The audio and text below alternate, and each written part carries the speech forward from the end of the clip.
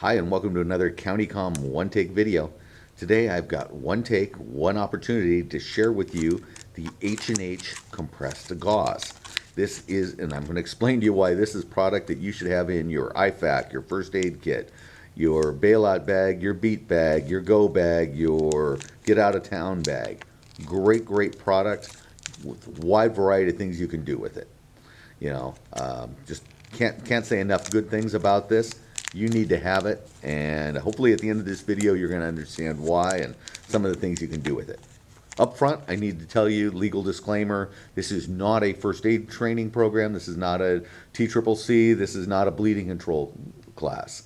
Those are classes that you need to go elbow to elbow with an instructor and learn the skills, practice the skills. These are all perishable skills that you need to actually hands-on do with an instructor, and plenty of places throughout the country to get that training. So get first aid, get CPR, get advanced bleeding control.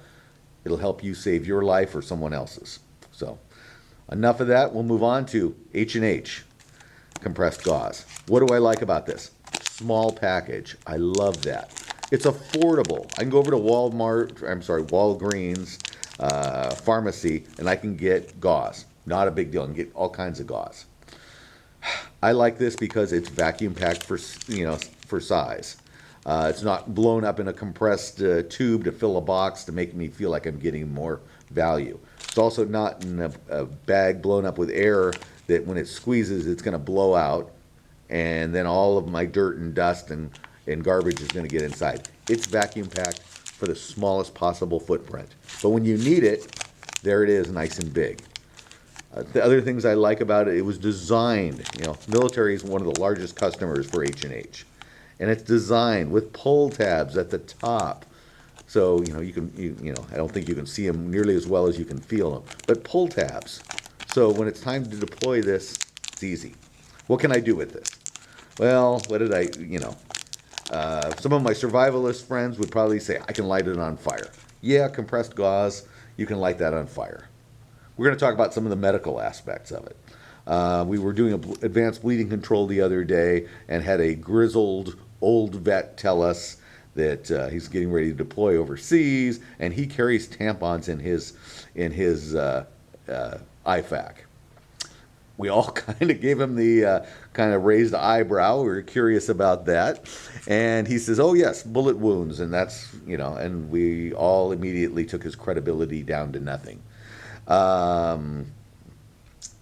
If you have a wound that must be packed, meaning I can't control it with a tourniquet. For some reason, it's in a junction, and I can't control it with a tourniquet.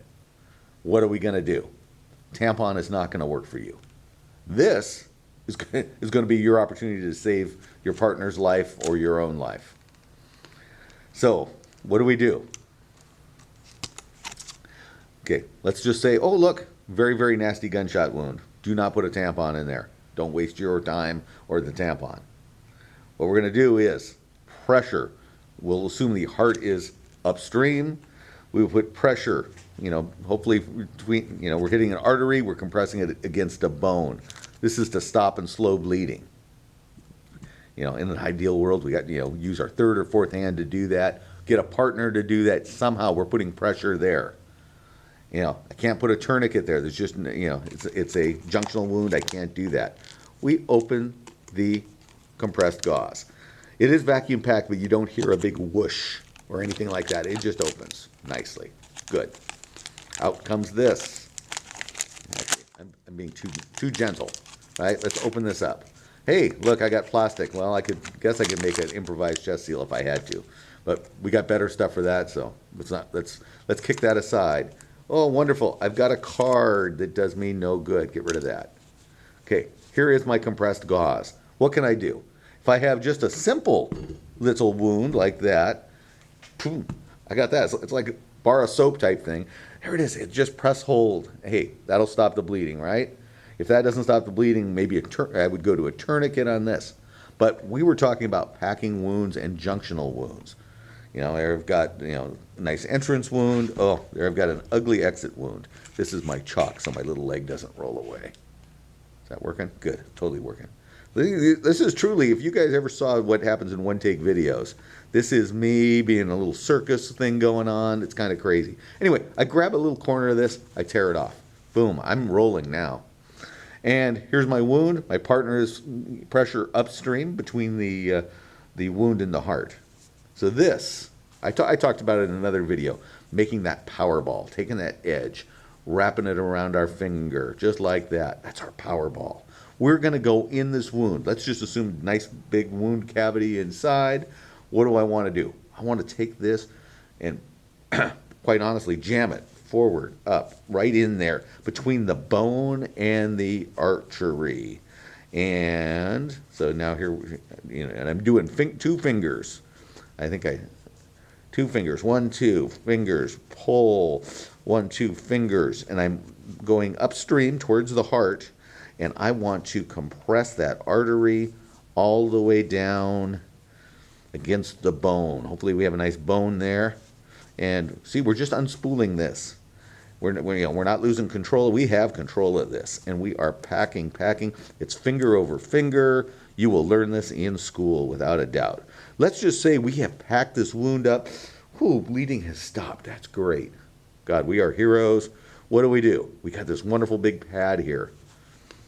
We can do that. Just put positive pressure right there. Press and hold, press and hold. What are we going to do from now? Well, God, we got to transport. I can't just press and hold this forever and ever, right? We can use something as simple as an ace bandage. Ace bandage would be just fine on this. What ace bandage going to do? It's going to secure it in place. That's great. Israeli bandage, an emergency bandage, all good stuff. Today I have the SWAT T. So you saw in a previous video we did. We really like the SAM XT tourniquet. This is the SWAT T. They market it as a tourniquet. It's got some wonderful features to it, but I consider it more of a multi-purpose dressing. Yeah, I guess I could use it as a tourniquet if I had to, if I ran out of SAM XTs.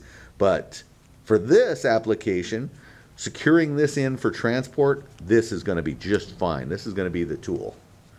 So I'm just going to work on the other side of the camera here. So press and hold, and what am I doing? I'm stretching. I'm stretch, and coming back on itself. Okay, stretch, and I'm putting that pressure stretch right there on that wound. It's that big bump that kicked all out of the way. That big bump of gauze is putting pressure on that wound that we packed. So stretch. I kind of got out of control there. Go back. There we go. Stretch. Finish this up. So we do like the SWAT T. It's not our first go-to tourniquet. We feel really good about windlasses. We like windlasses. So we've got this. What do we do with an end? A lot of people can't figure this out. So all we do is we take this stretch, we slide it underneath there. Just like that. Boom, done. Reassess, make sure nothing has shifted, make sure our bleeding has actually stopped. Good. That's it. So that's that. Let's talk real quick about some of the other things. Let's get rid of taking off the SWAT T. Whoop, there it is. So let's just say, we packed the wound completely. We're going to maybe put a second unit in. That's fine. One of our military folks have taught us that we take this tail, and we don't just stick it in and then add more gauze. No, what we do is we leave it hang, but we're going to put a knot in it. And that knot is going to tell the surgeon, the trauma surgeon, that, hey, how many knots have I got hanging out? I got 3 knots hanging out. I've got, three lengths of gauze in there. So that trauma surgeon needs to pull out 3 or be prepared that he's got a wound cavity that's going to take 3 sections of gauze. But let's say, so now at this point, I've got 1 in there.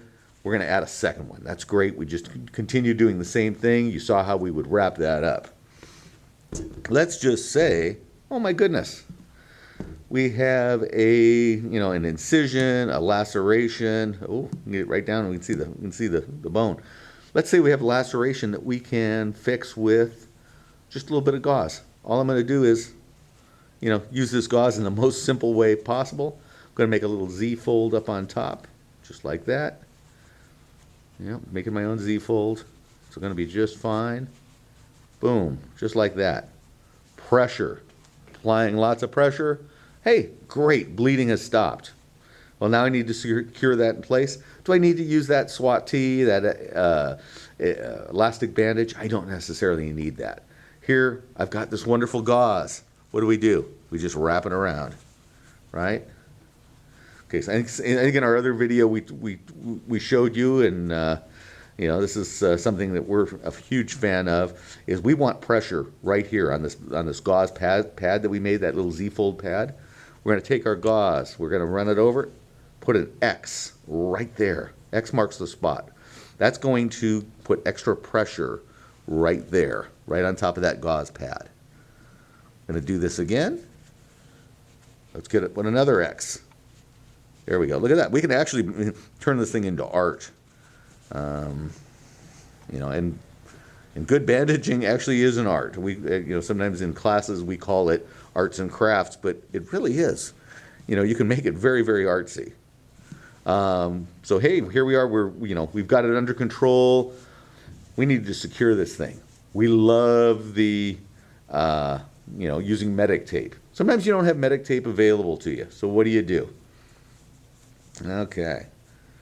We take our combat shears, and this stuff is very, very strong. It will tear, but here I am. I'm kind of, this is a one-take video. You guys, there is no big, huge stage production. So I'm holding the leg. I've got the tripod between my legs. So all we do is we cut up. In real world, you know what? I might just, do a little bit of a tear. But, so we're going to wrap around here. Look at this. Here's a tail here. Here's a tail here. This is my spot that I wanted that pressure on. Let's tie right over that. Let's give that a nice knot. When we give that nice knot, square knot, what's going to happen? We're going to have additional pressure right on top of that wound. That's where it needs to be, right? So there it is. Boom. Neatness counts. I would just cut that off. And there we go. We've got nice even ears, and very, very clear that, my trauma surgeon can cut that open and deal with it. That was our quick, one-take video of compressed gauze. It's affordable. You can afford to have this in every one of your packs. You should have this in every one of your packs. This is basic first aid material, and small package, affordable price. I can't say enough good things about it. Good folks at H&H, make things geared for combat. When we think about combat, think simple. You saw it. You saw me pull it out of the package. It's simple gauze in a tiny little vacuum-packed package. Hope you enjoyed the video. I know that we've got some more videos planned for you folks, and we look forward to seeing you on that next one. Until then, stay safe, be alert.